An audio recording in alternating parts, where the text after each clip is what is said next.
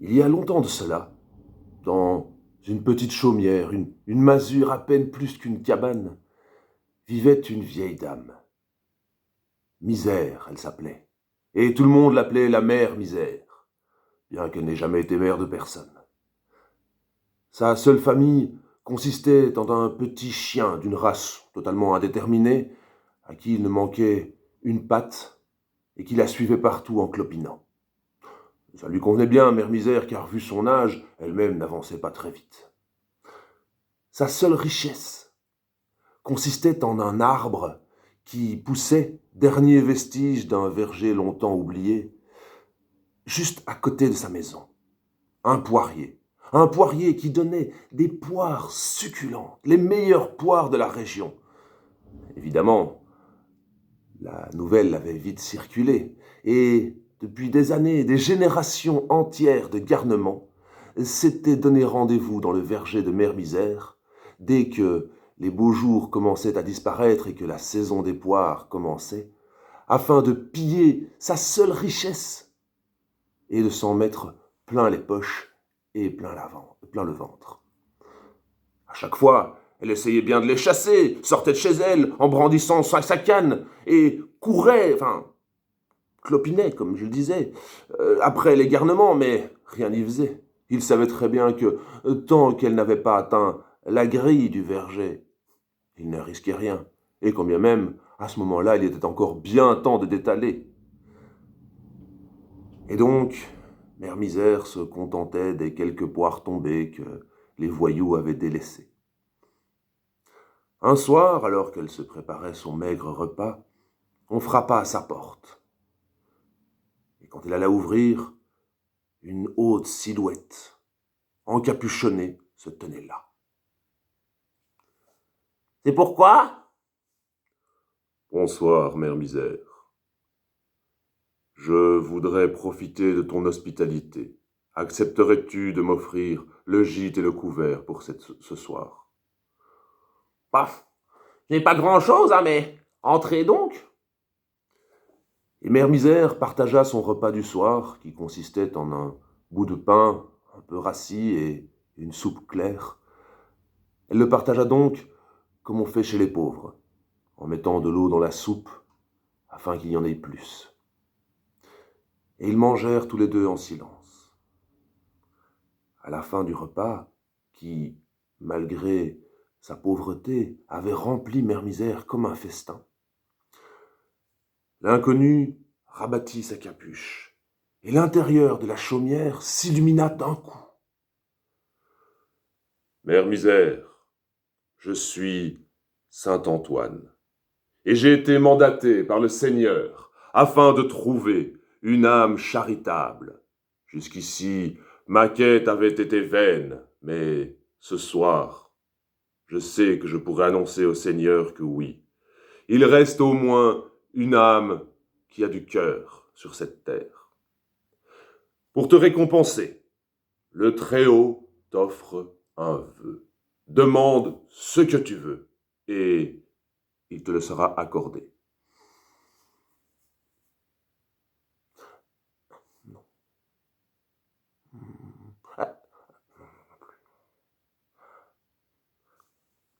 Ben, je vois rien, monsieur Saint-Antoine. Je suis désolé, mais j'ai besoin de rien. Mais enfin, Misère, tu n'as pas un souhait au plus profond de toi? Ne souhaites-tu pas redevenir jeune, par exemple? Oh non, vous savez, moi, la jeunesse, ça a été qu'une succession d'ennuis. Maintenant que je suis vieille, plus personne vient m'embêter, je suis bien comme ça. Et ne souhaites-tu pas être riche? Regarde, dans ce dans quoi tu vis. Tu ne voudrais pas une maison, une villa, un palais, que sais-je? Oh non, vous savez, à mon âge, on se contente de peu. Et puis en plus, un palais, c'est qui va faire le ménage, hein? C'est encore moi? Oh non, non, non, non, non, moi je suis bien ici. Au moins, je sais où toutes les choses sont. Ça me va comme ça. Et ton chien, tu ne voudrais pas qu'il retrouve ses quatre pattes? Bah, ce serait mieux pour lui, notez, hein, mais s'il a quatre pattes, il va courir beaucoup plus vite, tandis que là, on est parfaitement à la même vitesse, et c'est parfait. Non, non, j'aime bien comme ça, mon petit chien. Enfin, Misère, le Seigneur t'offre un vœu. Profites-en, que diable! Enfin, pardon, Seigneur. Notez bien maintenant que vous le dites. Je peux tout avoir. Hein. Tout. Eh bien, il y a peut-être bien quelque chose qui me ferait plaisir. Vous voyez le poirier, là? Il donne les meilleures poires de la région. Et chaque année, je peux pas en manger une seule parce qu'il y a tous les salopios du coin qui viennent tous me les piquer. Est-ce que vous pourriez pas faire en sorte que quand ils montent dans mon arbre, ils peuvent plus descendre tant que j'ai pas dit qu'ils pouvaient descendre? Le Seigneur a dit tout. Accordé. Et saint Antoine partit se coucher. Le lendemain, il avait disparu. Et Mère Misère, pour la première fois de sa vie, attendit avec une impatience à peine dissimulée la saison des poires. L'été fini, l'automne s'annonce tout doucement, la saison des poires revient, et les petits salopios aussi. Et elle attend à sa fenêtre. Quand ils sont tous bien installés, elle sort avec son chien en les invectivant. « Vous allez voir ce que vous allez voir. Attendez, cette année-ci, ce sera pas pareil. Attendez que j'arrive. Bougez pas surtout, hein. » Mais de toute façon, ils ne comptaient pas bouger, ils avaient encore leur sac à remplir. Puis, elle ouvrit la grille. Le moins téméraire de la bande voulut descendre. Impossible. C'est comme si sa culotte avait été clouée sur l'arbre. Les autres, voyant ça, essayèrent eux aussi de se dégager. Aucun d'eux n'y parvint. Et quand Mère Misère arriva au pied de l'arbre, elle en regarda un comme ça et fait « Voilà, descends !» Et le garnement dégringola au bas de l'arbre. Il eut droit à une fessée en règle et le petit chien de Mère Misère qui lui mordillait les mollets pour faire bonne mesure. Puis vint le deuxième, le troisième, le quatrième, et toute la bande y passa. « Et tenez-le vous pour dit, c'est fini de manger les poires de Mère Misère !» Effectivement, plus aucun enfant n'osait s'approcher du verger de Mère Misère. Et Mère Misère fit une orgie de poires cette année-là. Elle fit des compotes de poires, des confitures de poires, du jus de poires, des tartes aux poires, des poires confites. Enfin, tout son livre de cuisine y passa. Et le temps passa. Un soir, alors qu'elle s'apprêtait à manger, on frappa à la porte. Et quand elle va ouvrir, c'est une haute silhouette encapuchonnée qui se trouve là. « Oh, monsieur Saint-Antoine! Ah ben ça fait plaisir, ça faisait longtemps, tiens. »« Non, Misère, je ne suis pas Saint-Antoine. » Et l'inconnu rabattit sa capuche tout de suite. Et à la place du visage, il avait un crâne aux orbites vides. « Ah ben non, c'est clair, c'est pas Saint-Antoine, ou bien vous avez beaucoup changé. »« Non, je suis la mort, dit la mort. et ton temps sur cette terre est fini. Viens avec moi, Misère, nous allons passer de l'autre côté. » « Ah ben, écoutez, monsieur la mort. » Oui, parce que tous ceux qui ont lu Pratchett savent que la mort est masculin. Je ne reviendrai pas là-dessus. Lisez le Discmonde si vous n'avez pas le temps. Et si vous avez le temps, relisez-le. Bien. Monsieur la mort, écoutez, c'est pas que je veux vous embêter, mais là, j'ai encore mon potager à terminer, mes conserves de poires à faire, puis mon chien, il va se retrouver tout seul, alors qu'est-ce que vous voulez? Je peux pas partir maintenant, vous comprenez bien. Misère, ce n'est pas à toi de décider. Ton temps est venu, et lorsque le temps est venu, le temps est venu. Oui, la mort n'était pas très douée pour les grands discours. En général, quand on la voyait, on la bouclait et on la suivait. Mais bon. Seulement, un malin et demi. Et Mère Misère eut ce petit pétillement dans le regard qui annonçait qu'elle venait de trouver une bonne idée. « Oh, monsieur la mort, d'accord, je veux bien vous suivre, mais avant, vous pouvez pas me faire une petite faveur pour une vieille dame. » La mort n'avait pas grand-chose à faire ce soir-là. Soit. Que veux-tu? Ben, vous voyez mon poirier, là? Il me reste encore 2, 3 poires, mais je parviens pas à les atteindre. Vous pourriez pas aller m'en chercher une? Après, je vous suis promis. Et la mort monta dans le poirier, cueillit la poire et voulut redescendre. Mais pas moyen. Son suaire était comme cloué sur l'arbre.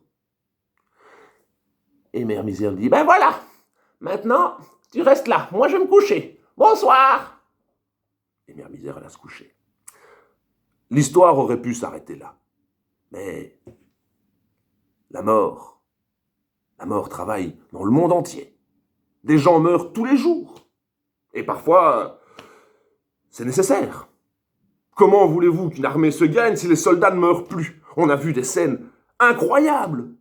Un sous-lieutenant qui dégainait son sabre, le plantait dans le ventre d'un lieutenant. Le lieutenant, regardant son ventre d'où sortait le sabre, le dégainant à son tour de ses propres entrailles et le plantant dans le ventre du sous-lieutenant. Le sous-lieutenant récupérant son sabre de ses propres entrailles et le replantant dans le ventre du lieutenant. Et ainsi, comme ça, toute la journée et toute la nuit et toute la journée du jour suivant. C'était impossible. Que voulez-vous? Et puis, les médecins avaient l'air de quoi? Madame, je suis désolé, les enfants, pardonnez-moi, mais nous n'avons pas pu sauver votre mari. Et il va falloir être forte. Vous êtes sûr? Parce que là, je le vois bouger sur le grand bar. Non, ce sont des mouvements réflexes, cela peut arriver quelquefois, mais votre mari est bel et bien mort, madame. Mais vous êtes sûr? Parce que là, il vient de se lever du brancard. Non, ce sont des mouvements réflexes, je vous ai dit. Monsieur est mort. Monsieur, mais revenez, vous êtes mort. Revenez ici. Et qu'est-ce que j'écris, moi, dans le rapport, hein? Comprenez bien que ça donnait lieu à des situations complètement inextricables. Et je vous passerai les lectures d'héritage avec le mort qui revient et qui annule tout. Hein, bon, voilà. Mais toujours est-il qu'au bout d'un moment, à force de recherche, d'enquête, on finit par découvrir où était la mort. Et une délégation vient chez Mère Misère pour lui demander de rendre sa liberté à la mort afin que le cours normal des choses puisse à nouveau continuer.